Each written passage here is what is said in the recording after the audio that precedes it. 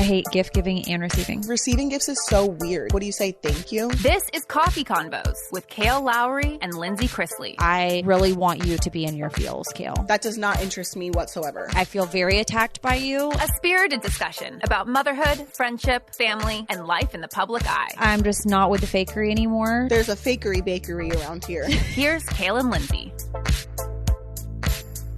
All right, kitty gang. We're recording. We're on the air. What? We're on the air. Hi, kitty gang.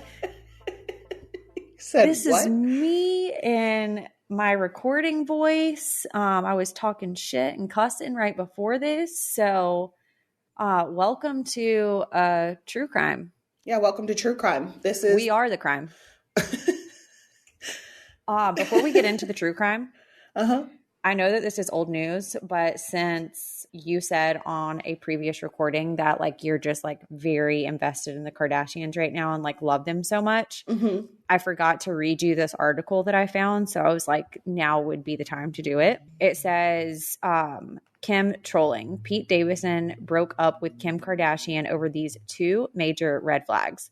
Oh. I don't know if this is a legitimate source. So this could like literally be gossip. Like, I don't know, but it struck my interest. So it says Los Angeles, California. Celebrity couple Kim Kardashian and Pete Davidson called it quits on their relationship nearly a month ago. While the relationship lasted around 9 months, most people believe that it was Kim who must have pulled the plug, owing it to Pete's immaturity and lack of seriousness. Now sources claim that it was the other way around. It has been reported that the 28-year-old comedian who decided to break up with the Skims founder, owing it to two major red flags that he noticed when he was dating Kim. The pressures that accompanied the constant attention on their relationship unnerved Davidson and were too much for him. On top of that, he was reportedly annoyed by Kim's constant controlling behavior and her tendency to micromanage every aspect of his life. According to a source who spoke to Heat World, Pete went into this relationship with the best of intentions. He feels bad that Kim's upset by his decision to end things, but also feels like he was left with no choice. However, things escalated to such an extent that he was apparently left with no other choice. He felt that his dating life had taken center stage,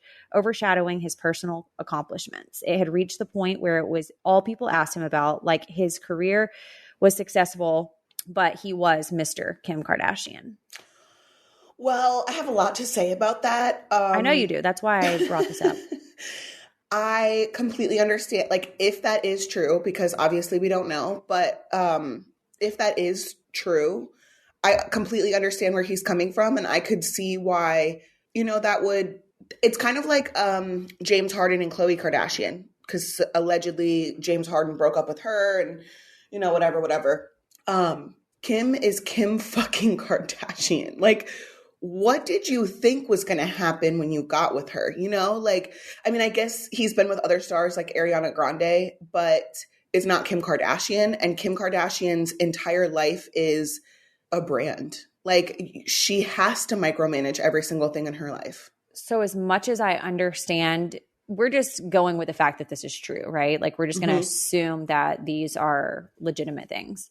He knew that everything about Kim Kardashian was publicly followed and that she was a face of the family and also reality TV. And so knowing that, there's two sides of it, right? It's like, until you're in it, you might not understand it, but then also read the room. You're in the industry. So when you know better, do better. Right.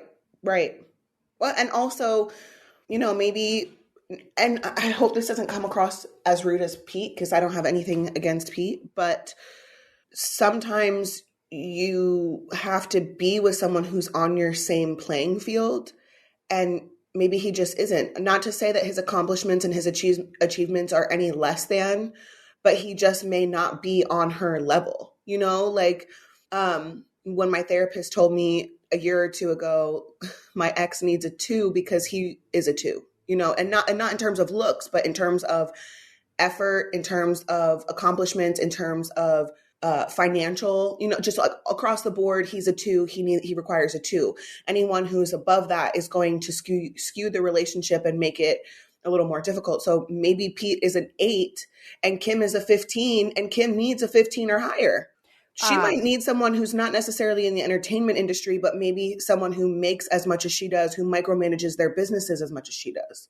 So lots to say off of all of the points that you just made, because Kristen and I were actually talking about this on the Southern Tea, like at some point, that my parents always told me growing up that you should be with someone who is equally yoked. And that's biblical, but in the senses that you're talking about and what your therapist said, that has nothing to do with financials, nothing to do with looks. It's literally like a combination of all of the things. Right. A combination. I'm not right. Like I don't mean to put emphasis on financials.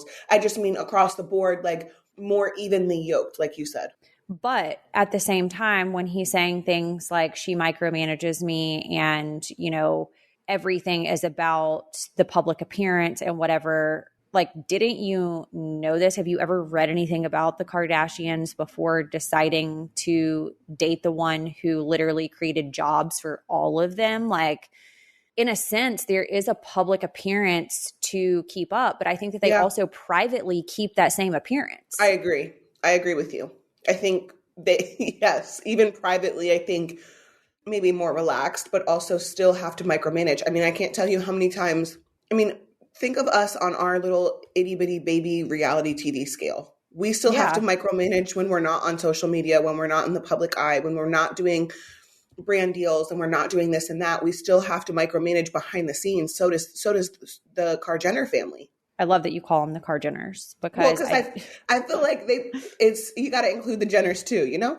I know. But then also, like, the article goes on to talk about how, you know, the exercise regimen and how Kim's like super into fitness now and how, you know, he needed to keep up with her weight loss regimen and get in shape, stay off the junk food, look the part of her future husband. And I think that there's a lot to say about that too, because as much as that sounds negative and a negative spin on that, I don't think so.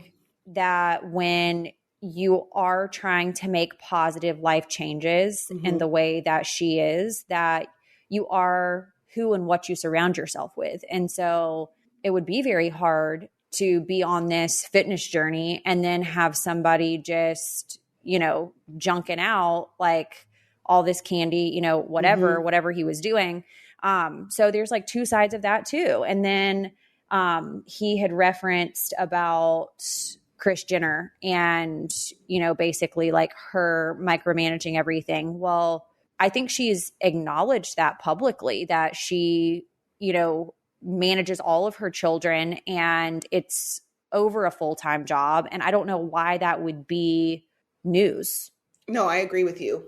Also, going back to your point about the eating and healthy aspect in general, and I'm guilty of not holding up my end of the deal when it comes to my appearance, but your partner is supposed to be a reflection of you, especially in the entertainment industry. So not only privately would it make it really difficult if he wasn't doing these same things as her, their public image is not going to be able to be, it's not going to mesh if he's completely not taking care of himself and she's completely fit, dressed to the nines, you know, just very Kim Kardashian.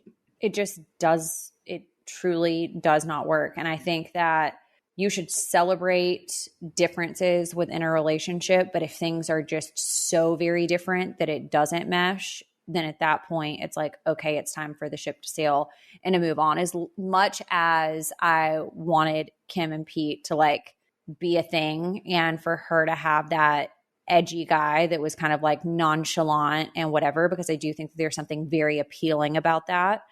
At the same time, she did an interview, and I think Kristen and I were talking about this too. I don't know if it was privately or on the Southern Tea, but she did an interview about how she felt like in her future that, you know, maybe she would date like a doctor or an attorney or whatever. She was looking outside of the industry. And I had the conversation with Suburban Dad when we were on a walk yesterday, because I remember saying that to myself, like, not that someone outside of the entertainment industry is normal automatically, but the sense of normalcy that they can bring to the relationship, I find that very appealing. It's kind of like helps you stay a little bit grounded, and Yeah. have some sense of normalcy on what the society would say is like a normal level. Right. But I think maybe it's situational. So someone with the level of fame and success that she has had, I think it would be very hard to have someone who is not so secure in themselves and have their own career path outside of what she's doing. Right. No, I definitely agree with that.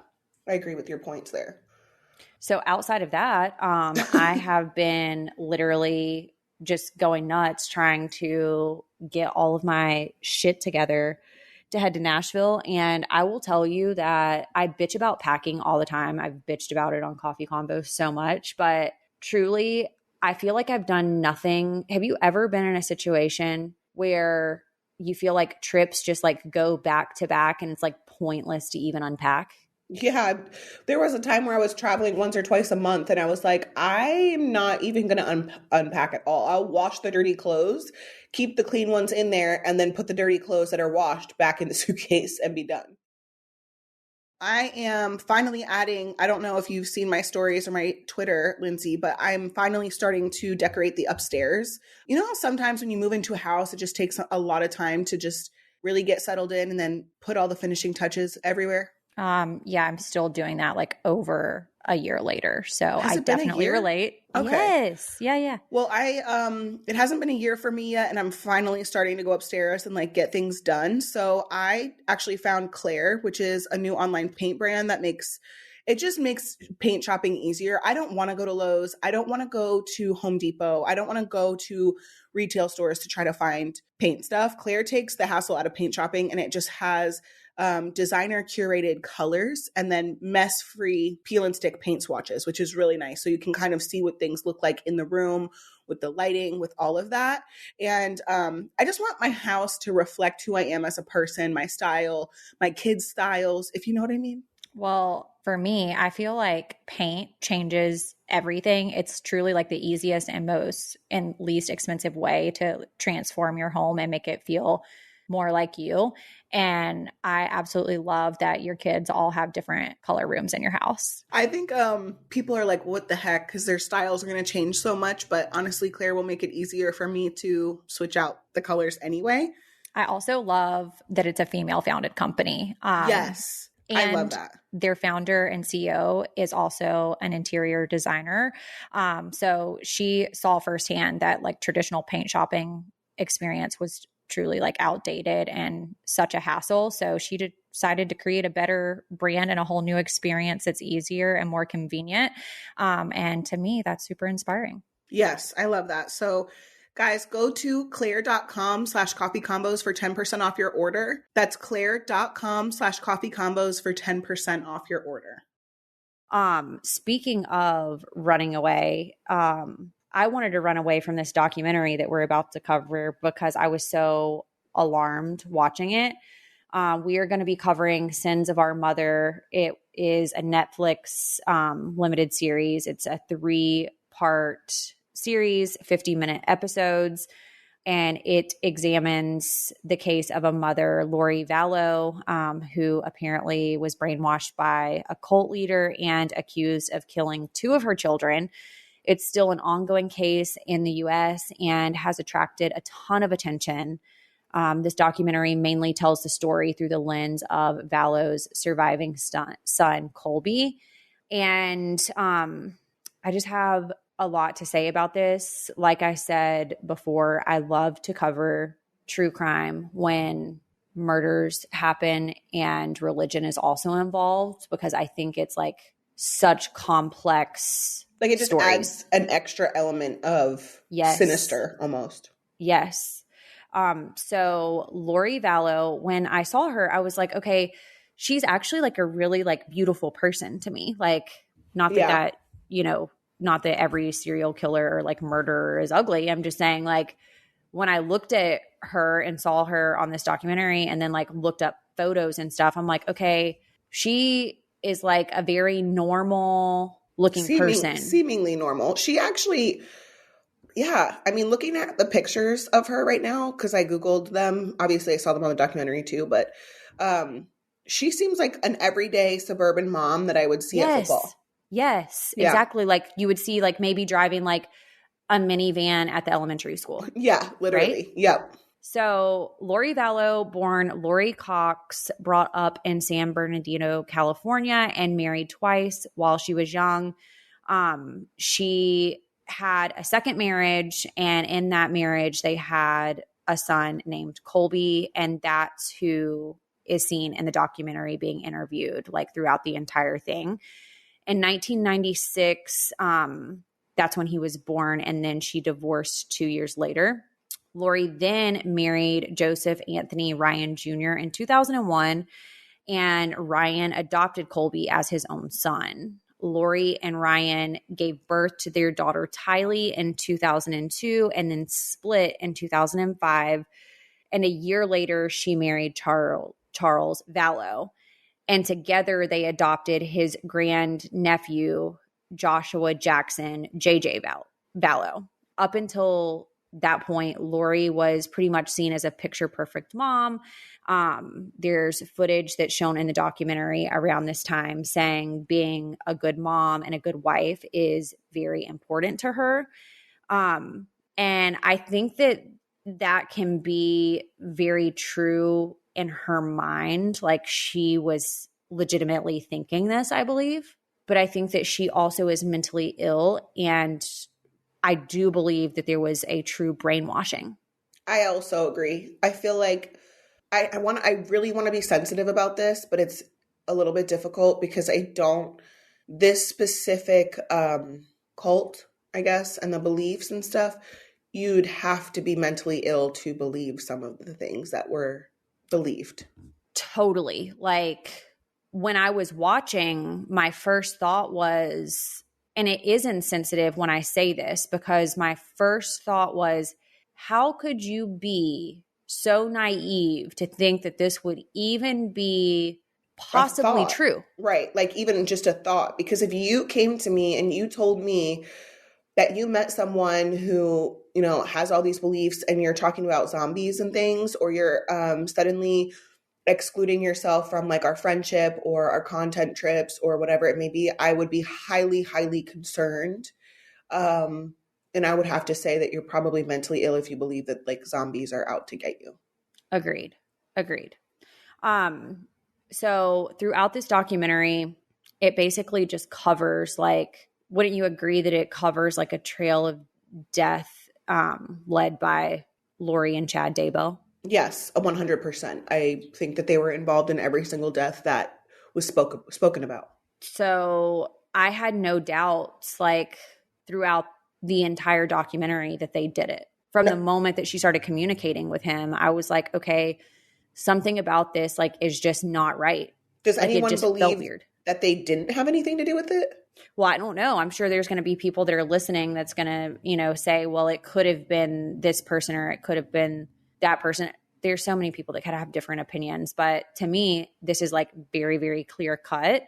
I think that it's so true that there was a statement made in the documentary that said that Lori was so deep in her belief that she was hard to reach and lived in a fantasy land. And I believe that to be 100% true. Oh, yes. I also believe that.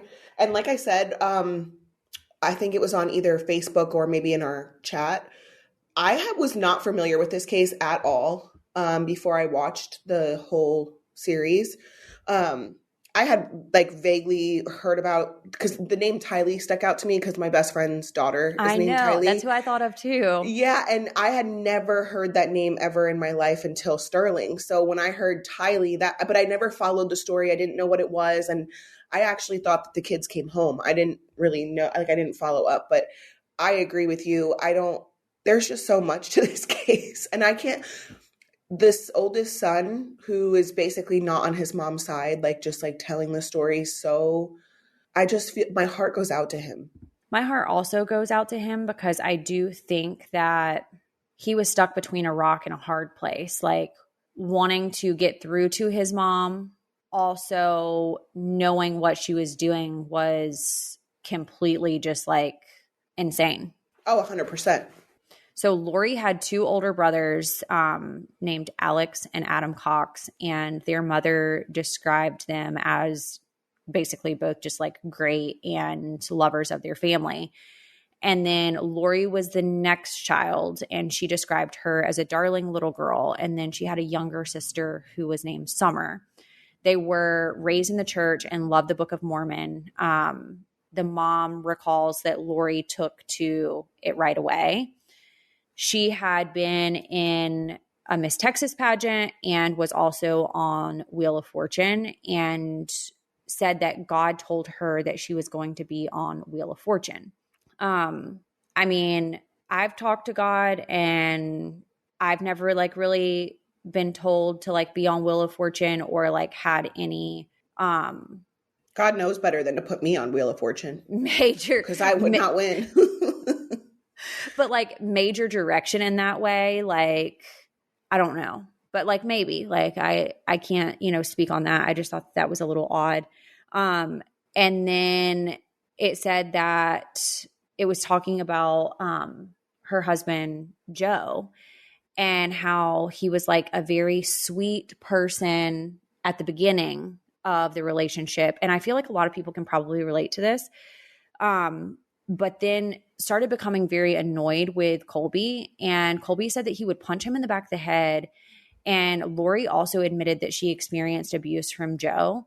A little bit later in the documentary, Colby, at 8 years old, alleges that he was sexually abused by Joe and felt like that's what ruined Lori's life. And I just want to talk a little bit on that because I couldn't imagine being 8 years old, being sexually abused by someone that, one, your parent has married and then trusted that person with their child that was not theirs, right? Right. But then also the pressure of knowing that this happened to you and you feel guilty for that happening to you when it wasn't a choice that happened to you. And then you're carrying around a burden that does not belong to you because you fear that it's ruined your mother's life. That's heavy. That's so heavy. That is so heavy. And he seems to be so well put together. So well put together. It said that she turned to the temple and it was kind of like I want to say like a recalling of, the moments of these things happening. And she decided that she was going to turn to the temple because her husband had raped, and it said her children. So I don't know if maybe like Colby is just telling his side of it and also her other child was also raped, but it said that her husband had raped her children and she was going to murder him because she could not take it anymore. Again, I don't want to say that I would like ever be a murderer, but at the same time, I don't know what I would do if someone assaulted my child. I don't know that any of us with children that have not had this type of experience would know what they would do until they were faced with it in that moment. Yeah, I agree. Also, I probably would kill somebody if they assaulted my child in that way. So agree. I mean, yes, I don't want to say it would be I'm murder, being honest, but like I would, or at least I might not do it, but I would definitely have thoughts about it because you're stealing a child's innocence. So like I would first blow your kneecaps out. Then I would cut your dick off with a butter knife. Mm-hmm. Then I would gouge your eyeballs. Yeah. Okay, I'm going to stop there. So Colby said that they moved from place to place a lot and from church to church. And then Lori met Charles and talked about being financially secure in that relationship. So I don't know if that was the major intent, but I do want to say that I do think that there was financial interest motives, or gain. Yeah. Mm-hmm. throughout multiple parts of the documentary that she was motivated by money. I do believe that to be true. What's the first thing that you do when you wake up? I'm sure that you, because of Kristen, one of the first things you do is probably check your credit score. Every day. Every single day. Every single day. Do you really do that? No, yeah, I do. But I'm a little embarrassed. But at Chime, that's what they do. So I'm just telling you, with their secure online credit builder Visa credit card, you can start to build credit with your own money. And Kristen helped me. She actually introduced me to Chime. And they report your payments to credit bureaus to help you build your credit over time. Because for some reason, I was getting mortgages and car loans, but I couldn't get credit cards. So, and it was really because I didn't have the credit history. So she introduced me to this, and it was great because all of this came with no annual fees, large security deposits, or credit checks to apply. And so from there on out, I really have been checking my credit on a regular basis just because I want to see high numbers so I can get good credit cards to get good rewards. And did you know, this is a fun fact, their members see an increase of 30 points on average? See? So I absolutely love that. So you can start your credit journey with Chime. Sign up takes only 2 minutes and doesn't affect your credit score. You can get started at chime.com/combos. That's chime.com/combos. The Chime Credit Builder Visa credit card is issued by Stride Bank NA pursuant to a license from Visa USA Chime checking account and $200 qualifying direct deposit required to apply for the secured Chime Credit Builder Visa credit card. Regular on-time payment history can have a positive impact on your credit score. Impact to score may vary, and some user scores may not improve. Out-of-network ATM withdrawal fees may apply except at MoneyPass ATMs and a 7-Eleven or any Allpoint or Visa Plus Alliance ATM. So JJ, who is referenced in the documentary, was said to be autistic and really loved Tylee. And they had a very much a bond. It was almost like what I would describe as the bond that I had with Chase. I was 7 years old whenever he was born, and he was like my real life baby doll.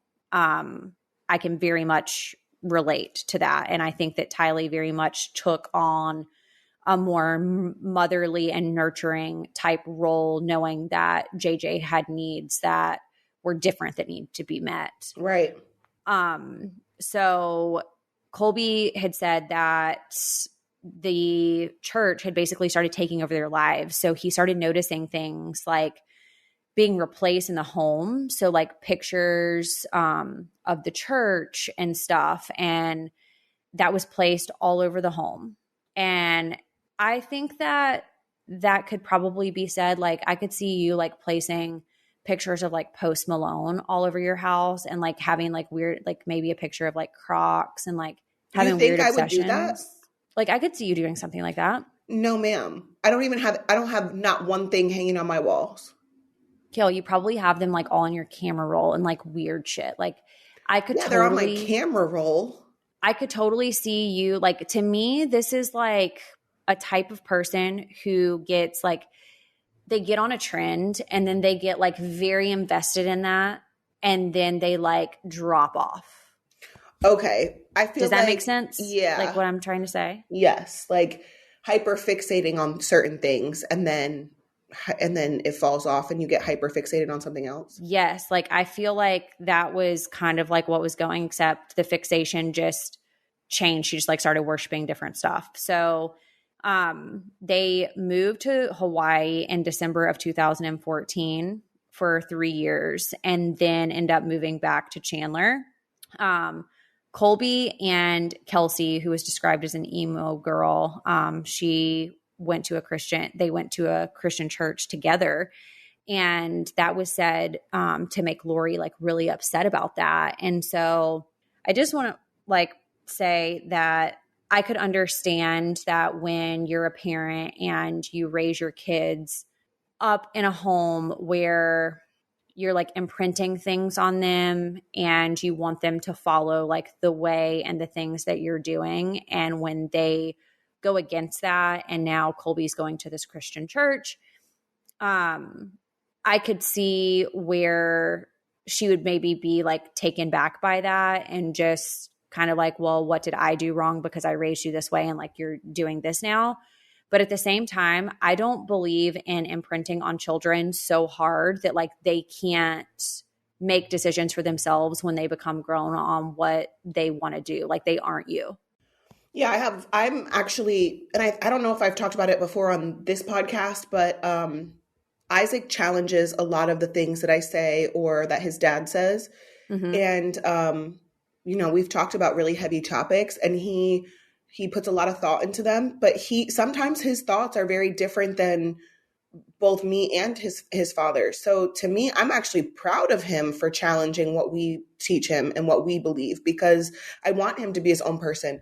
But I do understand what you're saying, and that a lot of families, they want their kids to believe in, how they were raised, whether it be Catholic, Methodist, non-denominational, whatever it is. Like, I know there are a lot of families like that. And so I do understand her being a little upset by that. I mean, I don't want to say it's like common in the South, but it's because I've always lived in the South that I've heard plenty of parents say to their kids before, or like my friends' parents say to their kids, like, I raised you better, or like, you know better. In this sense, I think that he was dating a girl who went to a Christian church, and I think that he saw some red flags with his mom. And there was like a curiosity there, and also maybe like a support because he was in love with this girl. So with the combination of the curiosity and then, maybe wanting to explore things for himself, that, that's why this decision was made. And I don't think that that's wrong. Kelsey described Lori as a meddler and claimed that she would say like very off the wall things, like Jesus loves you, but loves me most. And I just think as a believer, to say something like that is just like completely wrong and off the wall. I don't believe that Jesus loves me more than he loves anybody else. And so I think that that's just like a very off the wall statement. And to me, that just screams that she's not well. Right. When Colby and Kelsey got married, Tylee was missing, said to be on a ski trip.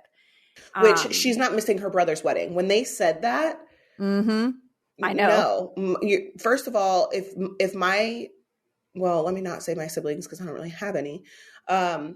If one of my sons was to get married and then one of his brothers couldn't be there, no, like you're canceling your plans and you're going to your brother's wedding. Like, it's like, I don't care if you have a ski trip. Like, a ski trip can be literally scheduled at any time. So no, you're going to go to the wedding, especially with how close the siblings did seem to be. Like, Colby called his sister regularly, wanted to talk to his siblings regularly, was very concerned about them very early on.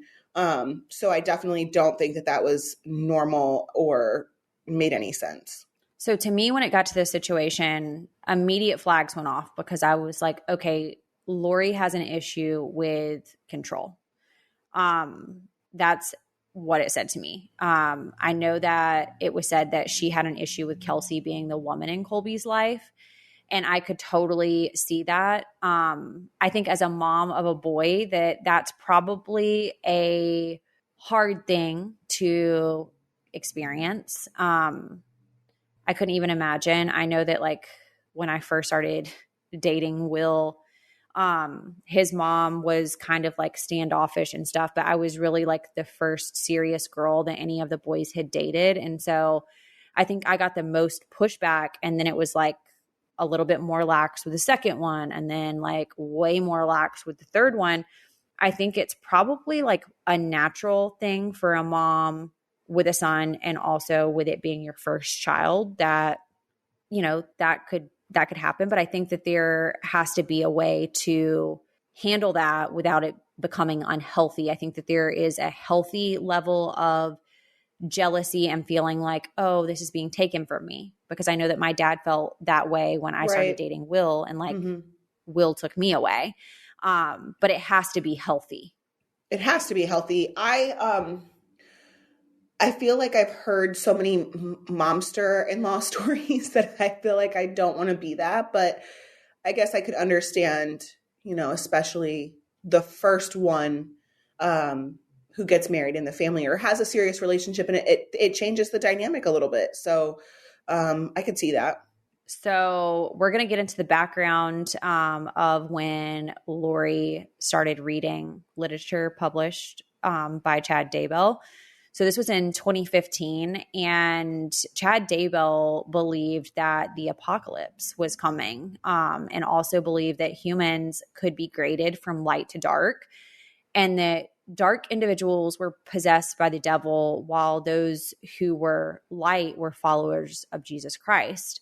And this is where I think, like, I know that this sounds insensitive, but like for anyone to believe this and to believe that like there is a number scale that, you know, basically like it's a mathematical equation and like you're a 4.1 or you're a, you know, whatever, that to me just sounds insane. That's literally insane. It's like, I don't mean to be ignorant. The LDS community, like the more children you have, the closer you are to God. Oh, yeah. I mean, I don't know where that idea like makes sense to me, but also I'm not LDS. So like and I know Jehovah's Witnesses believe only a certain number of people are going to heaven. And I mean, I don't want to say that like anybody's beliefs are wrong Right or or wrong. right. Like right. My beliefs are just my beliefs, but at the same time, I just also disagree with that. I started thinking of what's Crazy Girl who killed the boy in the shower? What? Crazy Girl who killed the boy in the Jodi shower. Arias. Yeah. Okay. So immediately when it got to the part where it said that they met for the first time in 2008 in a Preparing the People event in Arizona, I immediately was like, fuck, Jodi Arias, like this is going to be bad. Like she's immediately a murderer. Like they met at an event and it just like all went south. So Chad had shared with Lori that they had been married multiple times before and said 7 lifetimes, not on like Earth side, but in other life. How could anyone believe that? I don't know how anyone could believe that. Like, I don't believe I was married to anybody before in any past life. No, because if I was, I wouldn't have done it again in this lifetime. Agreed. Or else you just like really didn't learn any lessons. Right. Or I would have had a very sorry, Lux just left the room. Or it would have been a very successful marriage in this lifetime had I been married in a past lifetime. It's just wild. So a few months later, they met in 2015 is when she started reading like his literature, met in 2018. And then a few months later, February 2019, Lori started growing distant from her family. And according to JJ's grandparents, Larry Woodcock and Kay Vallow Woodcock, she simply just vanished. For 58 days, she was completely gone, is their recollection. So in February 2019, Charles Vallow filed for divorce and claimed that Lori had threatened to murder him, took $35,000 from their bank account. And if you notice, like money keeps coming up. Right. So there's a motive. So there's a motive. And also, she had said that she decided to turn to the temple because she was going to murder Joe as well. So I'm like, okay, I believe Charles because she's also said this before. Mm-hmm.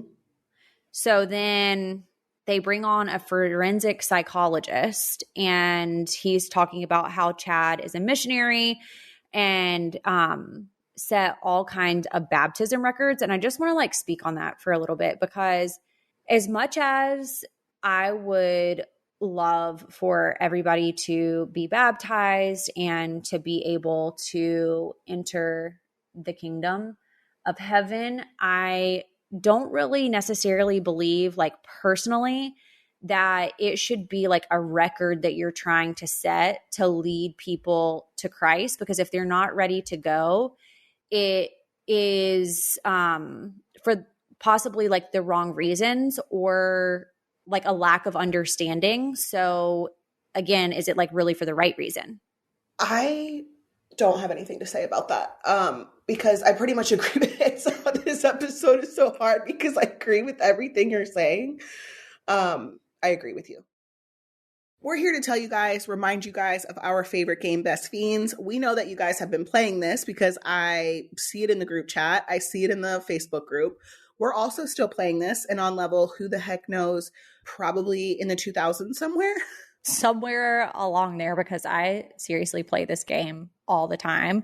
I love it. I know that Kristen, if it is after 5 and you're not hearing from Kristen, it's probably because she is playing Best Fiends. Yes, she's playing Best Fiends and she's waiting for us to respond to her requests. So if you guys have not heard about Best Fiends, if you've listened for a long time, then you know about it. I love their little characters and it's so much fun. It's like a puzzle game. Love it. So once you download Best Fiends, you can play anywhere. So even without internet connection, which is really great if you're stuck without Wi-Fi, and you just collect tons of fiends that get powered up as you play more levels, and every win brings new challenges, thousands of puzzles to play, and new in-game events are added all of the time. Thousands of levels, like Keel said. I truly think I'm around like the 2000 level, and there's always more to play. So go ahead and let enough is never enough be your mantra and download Best Fiends for free from the App Store or Google Play. Plus, earn even more with a $5 worth of in-game rewards when you reach level 5. That's friends without the R, Best Fiends. I feel like I love to see in church, when I'm sitting in church and, at the end of the sermon, it's like, if you've never invited Jesus to be in your life, like if you would like to come forward or whatever, there's like preachers at every aisle or whatever, Yep. and they'll pray with you. And I believe if you feel compelled to do that on your own without being encouraged by someone who's trying to set records, who also is said to be very easily approachable, quiet, and a gentle person, I feel like based off of his thinking that a lot of this stuff was self-serving and not for the right reasons. Time out. So just question, because I'm a little confused. So at the end of the sermon, when they say that there's preachers at the end of every aisle, you're saying that's for records, or you think that Chad was doing what he was doing for records? Yeah, like got it. Okay.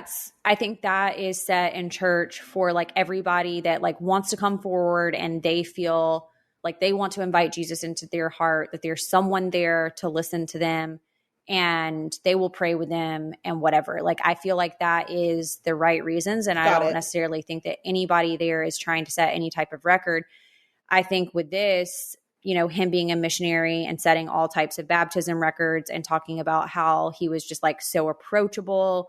To me, an approachable person that is in this type of work, like missionary work, could also be very, could get someone to do what they want them to do, even if it's not what they want to do. Does that make sense? Yes, it does.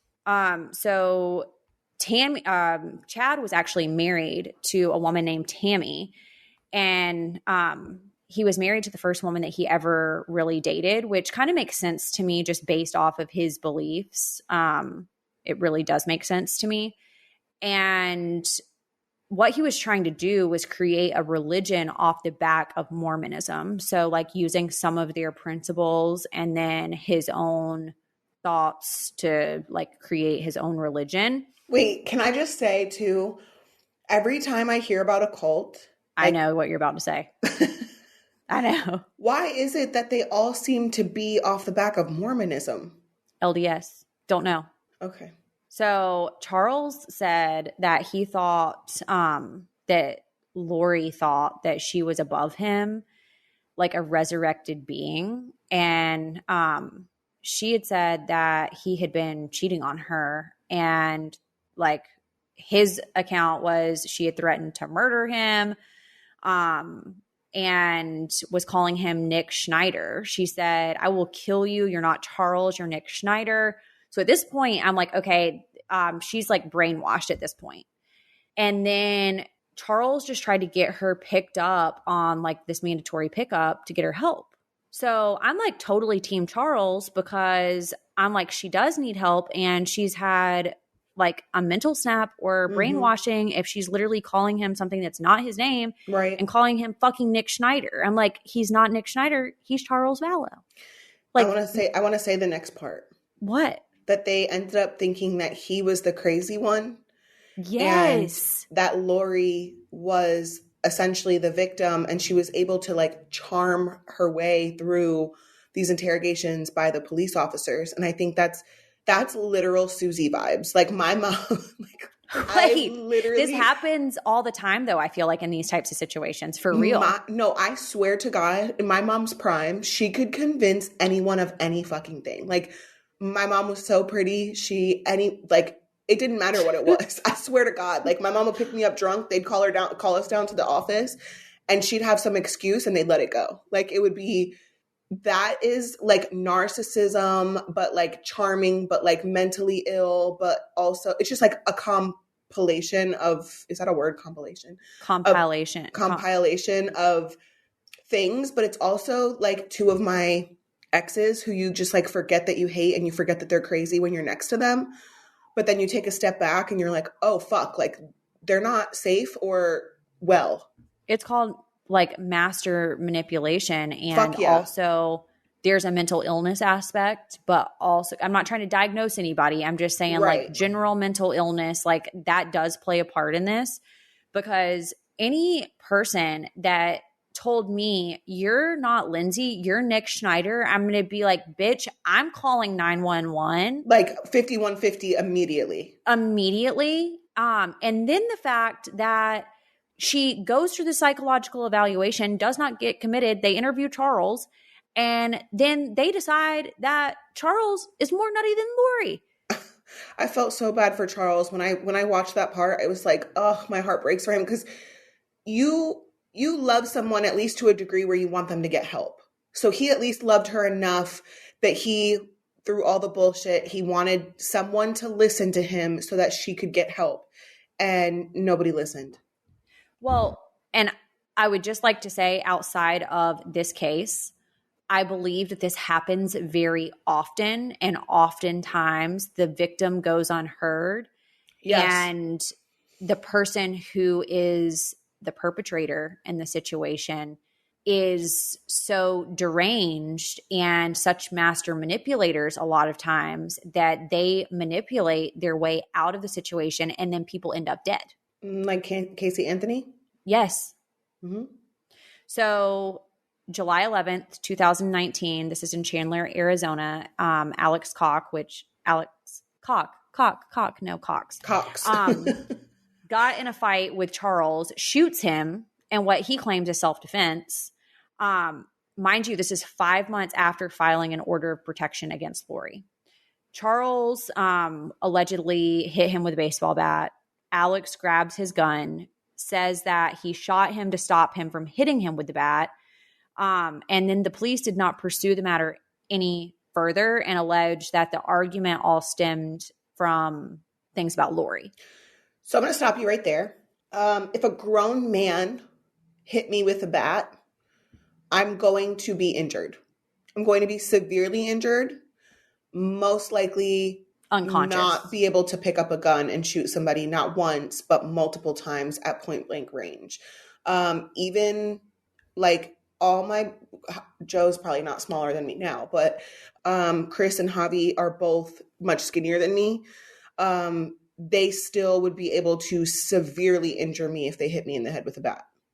So we're talking about a grown man hitting another grown man. He was able to talk, tell the story, everything. And I don't remember, correct me if I'm wrong, but it didn't look like he was hit in the head with a bat, right? So it said that he did have like a laceration or whatever, but it wasn't significant. And my thoughts are, if it's two grown men and a grown man took a bat and was swinging on the other one, he's, like you said, he's not going to be able to do what he did. Right. So I don't believe it to be self-defense at all. But what was so alarming was the fact that Lori takes a rental car, takes JJ to Burger King and then to school, takes Tylee to Walgreens for herself and Tylee to get like flip-flops or something, I think is what they said. And then she returns to the home. Lori claims that she saw some things on Charles's phone that really upset her. And that's when she and Charles got in an argument. And that's when Tylee woke up, got the bat, and then that's what woke Alex up.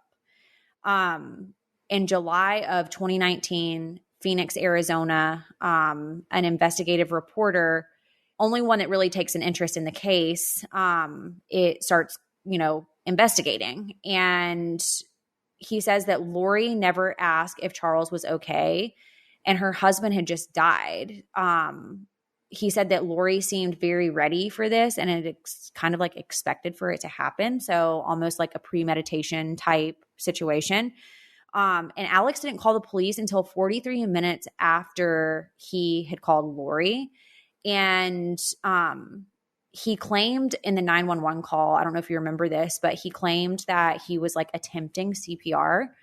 But based off of all of the reports, it showed that he had never really given any type of medical attention to Charles because he fucking knew that he was dead. And also he was shot while he was laying on the ground. So if he was laying on the ground, you wouldn't be shooting someone laying on the ground in self-defense. Agreed. I agree. That's like overkill. So Lori tells JJ's school that Charles committed suicide. And throughout this documentary, it says that she had 3 different stories. She also told Colby and Kelsey that he had had a heart attack. And then within days, Lori files a claim with Charles' life insurance policy, again, money, finds out that she is no longer the beneficiary of his $1 million life insurance policy. So wouldn't that be a bitch? Like, karma's real. I understand so many, like I have literally been homeless and slept with a child in a homeless shelter and couldn't pay to go to school. I've been on food. Like I've done it all. I do not understand the motive behind the insurance policies as if they are not going to look into it. I've watched so much true crime. Like they clearly didn't watch any true crime. No, they were just literally like, to me, it almost seems like a brainwashed person or people, but also impulsive in nature. Yeah. Like the thoughts were there and like probably mostly premeditated, but also I do think that she was kind of like an impulsive being. So fast forward to September 2019, Lori had told JJ's school that she would be withdrawing him from homeschooling, and he was never seen from September 23rd of 2019. Tylee was last seen in public on September 8th of 2019. At that point, Colby had been texting Tylee and she would respond, but he had not talked to her on the phone. And he said that the text didn't feel right. And he ended up calling it out to his mom. And at that point, Lori shut Tylee's phone off. Kelsey then started her own investigation, found family history email with Chad Daybell and list of family and friends that were listed as light and dark spirits on this email. So a list of who is good and who is evil based off of the scientific system that very clearly was not scientific. Chad said that there was, I can't help but laugh. Chad said there was 20,000 zombies and the goal was believed to eradicate all of them. And if you wanted to know who the zombies are, you have to go to Chad. Insane. Who the fuck would believe that? Maybe I should start my own cult. No, I think that's going to be the next headline. Kill Lowry starts cult. So if the zombies were there, they needed to be eliminated, and that's how they justified the murders that they were involved in. Like mentally, that's how they were justifying it. Like these were zombies and they needed to be eliminated, and this was like their calling. And so that's why they could murder. So on October 19th, 2019, that is the date of death of Chad Daybell's wife, Tammy. Was said that she died in a highly suspicious circumstances 10 days after calling the police and telling them that a masked intruder had tried to shoot her. It was said that she died of natural causes, according to Chad, and there was no autopsy done. But her body was exhumed and an investigation was carried out, but results were never made public. But the case was reopened. At that time, Chad had made $430,000 from Tammy's life insurance policy after her death. And one of the most alarming beliefs out of this entire thing is that he believed that the world would end July 22nd, 2020. And all of these couples that were like around them and I guess like his following were trying to get married to meet this deadline because they had to get married on Earthside, Right. Which is just like insane. And they didn't even necessarily know each other. I think they met after like 2 weeks. Yeah, literally. So then we're in Idaho by November 26, 2019. And the Rexburg police detective was asked to do a welfare check from Gilbert Police Department on JJ. So they make contact with Alex Cox and Chad Daybell and ask if JJ was home. And he was told that he was with his grandma Kay in Louisiana, which obviously is not true because Grandma Kay and the granddad were the one who called to do the welfare check. So Lori then talks to the detective and she claims that he's with one of her friends in Arizona, Melanie Gibb. So the next day they have to get a search warrant and they find the house is empty. Everyone's gone. And then November 27th, 2019, Kelsey said the police came looking for Tylee and JJ. The case quickly becomes a national story. Media basically had to play catch up from everything that had been happening months prior. And in December of 2019, Tammy's body was exhumed. December 12th, 2019, Alex dies at his house, blood clots in his lungs. Allegedly. The mom did say that that ran in the family, but who's to say that like Lori didn't know that that did run in the family and she was like so premeditated that it's just like made up. It's weird. I don't know. It just seems too coincidental for me. So then what was really weird was like the fleeing, like them fleeing to Hawaii, get married without JJ and Tylee 13 days after the memorial of Chad's first wife, Tammy, which definitely gave off like Chris Watts vibes. 1,000%. 666 photos, which that number, you guys can look it up. Not going to get like too deep into that, but that's the photos of Chad and Lori getting married. That number is a biblical number. Colby said that like when she gets arrested and she goes into the courtroom, that it was like her actions were just like very, very strange. And like her makeup was really strange. And when I was watching that, if that's like actually like the footage and stuff of what was going on, she looked deranged. She definitely looked deranged. I don't even want to say 100% one more time, but she did look deranged.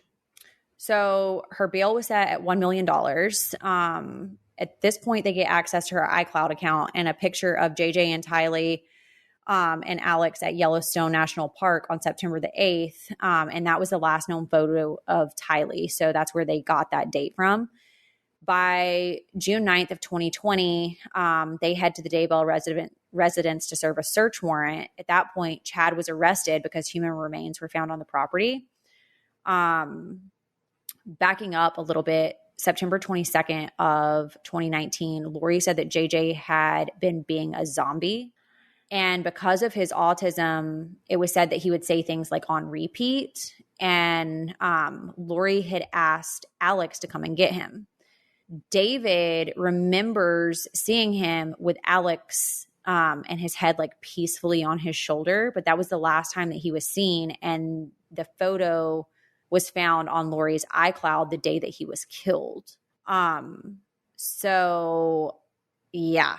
It's all so bizarre to me. And I just want to know, like, in terms of the human remains that were on the property, I'm so alarmed by that. A way, because I am familiar with other cases who have also burned. Jeffrey Dahmer is an example of one. Can you burn them to the point where you can no longer identify them, or is that not a thing? I don't know. Not even identify them as human remains, because clearly these people don't know what the fuck they're doing.